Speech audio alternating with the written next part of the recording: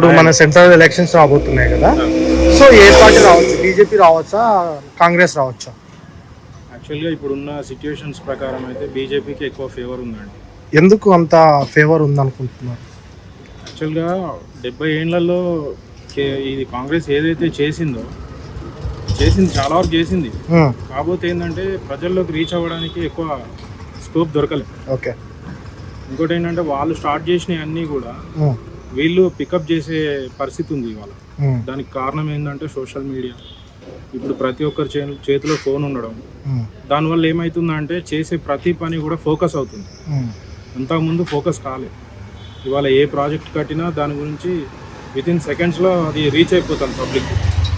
అదొకటి main reason. Congress ఏంటంటే వెనుకబడిపోయింది. కాంగ్రెస్లో అంతర్గత కుమ్ములాటలు వాటి వల్ల ఎక్కువ లేదు. అదే బీజేపీ దగ్గరికి వచ్చేసరికి ఏంటంటే సింగిల్ మ్యాన్ ఆర్మీ, అది ఒకడు దాన్ని హ్యాండిల్ చేయగలుగుతున్నాడు. ఇదేంటంటే ఇక చాట్లో తౌడు పోసి కుక్కల్ని కొట్లాడుకోమన్నట్టు కాంగ్రెస్ పరిస్థితి అలా ఉంది. 70 ఏళ్లలో వాళ్ళు చేసింది ప్రజల్లోకి ఎక్కువ ఫోకస్ కాలేదు. అదే బీజేపీ దగ్గరికి వచ్చేసరికి ఏమైందంటే అన్నీ కలిసి వచ్చినాయి. ఇప్పుడున్న సోషల్ మీడియా అయితేంది, నెట్వర్కింగ్ అయితేంది, అన్నీ కలిసి వచ్చినాయి. ప్రజల్లో కూడా లిటరసీ పర్సంటేజ్ పెరిగింది. దానివల్ల అన్నీ అర్థం చేసుకుంటున్నారు జనాలు. సో ఎంత మెజారిటీతో రావచ్చు? మెజారిటీ బాగానే వస్తుందండి. ఇప్పుడు ఉన్న లాస్ట్ టైం ఉన్న దాని మీద ఈసారి ఇంకొంచెం పెరిగే అవకాశం ఉంటుంది, కానీ తగ్గే అవకాశం అయితే లేదు. ఏదో మన సౌత్ రాష్ట్రాలలో మాత్రమే కొంచెం ఏదో తేడాలు వస్తాయి, కానీ నార్త్లో మాత్రం ఎలాంటి తేడాలు రావు. ఓకే. ఇంతకుముందు ఉన్న దాని మీద ఇంకొంచెం పెరిగిద్ది తప్ప తగ్గదు. హాయ్. సో మన ఏపీలో ఎలక్షన్స్ అవుతున్నాయి కదా, సో ఏపీలో ఏ పార్టీ రావచ్చు అనుకుంటున్నారు? జనసేన. ఎందుకు జనసేన రావాలనుకుంటున్నారు? అంటే ఆల్రెడీ పబ్లిక్ చూసారు కదా, అది జగన్ ప్రభుత్వాన్ని చూసారు కదా ఈ 5 years నుండి. సో ఇప్పుడు అందరూ డెవలప్ అవుతున్నారు, ప్రజల మైండ్ సెట్ చేంజ్ అయిపోతుంది కాబట్టి సో ఇప్పుడు కొత్తదని కోరుకుంటున్నారు అనుకుంటే వాళ్ళు జనసేన కోటేస్తారని అనుకుంటున్నారు. సో ఎంత మెజారిటీతో రావచ్చు? 70 to 75%. సో ప్రజెంట్ ఏపీకి కావాల్సింది పథకాలా లేదంటే డెవలప్మెంట్? రెండు కావాలి. రెండు కావాలి. అంటే ఎలాంటి డెవలప్మెంట్స్ కావాలి ఏపీకి? డెవలప్మెంట్స్ అంటే ఫస్ట్ రోడ్లు, ఇంకా జాబ్స్ స్టూడెంట్స్కి, ఇంకా శాలరీస్ పెరగాలి అందరికి. ఓకే. సో మనం చూసుకున్నట్టయితే 5 ఏళ్ల జగన్ పరిపాలనపై మీ అభిప్రాయం ఏంటి? వేస్ట్. ఒకటే మాట. రోల్స్ ఏం రావు కదా.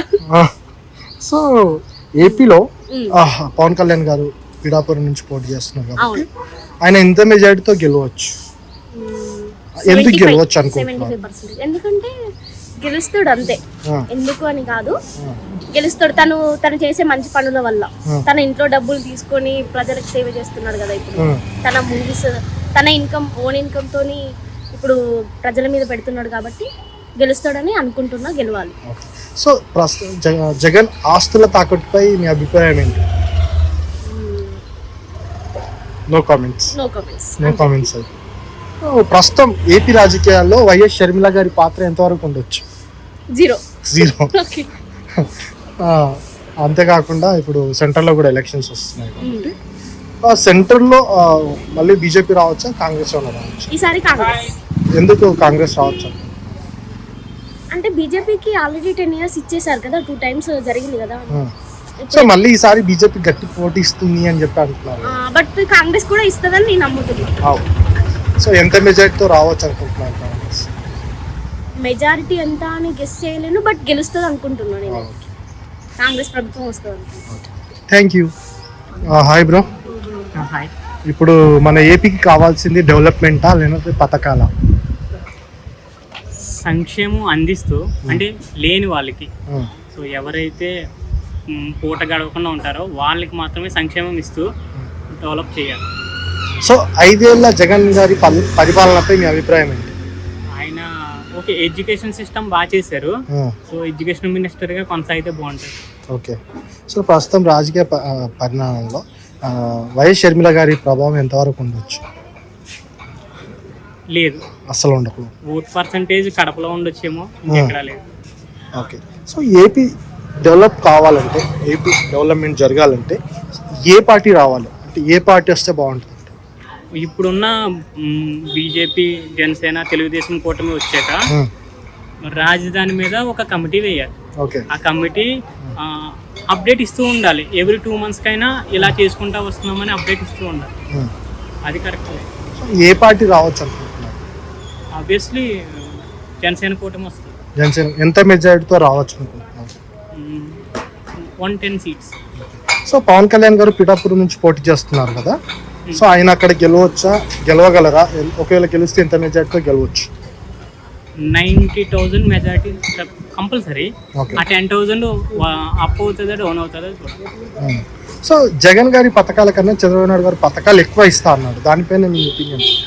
అలా చెప్తారు, అది పాసిబుల్ కాదు.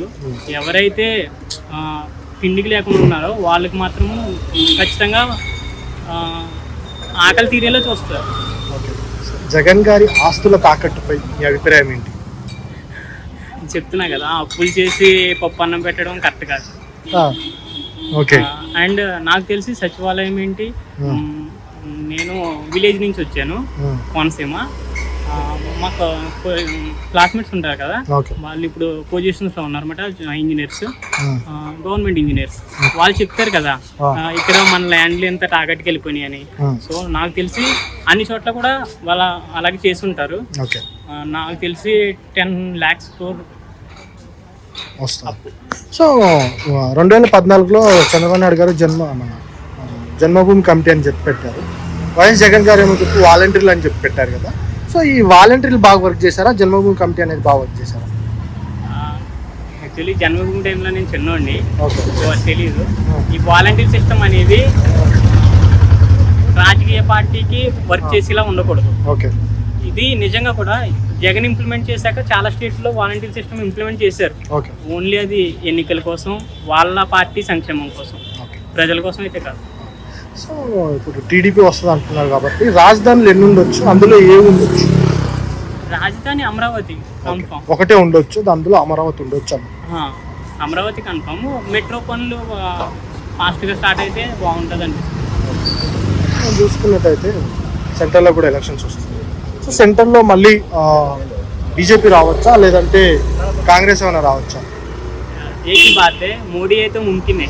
ఓకే. ఎందుకు మోడీ రావచ్చు? వీళ్ళంతా డిక్టేటర్షిప్ అంటున్నారు, కానీ ఎవరైతే మంచి చేస్తున్నారో వాళ్ళకి సపోర్ట్ చేయాలి. వాళ్ళనే క్వశ్చన్ చేస్తూ ఉంటే మంచి చేసి కూడా రాడు. ఓకే. సో ఎంత మెజారిటీతో రావచ్చు అనుకుంటున్నారు? 370 seats ఆయన రావాలని కోరుకుంటున్నారు. I think possible. Okay. Thank you.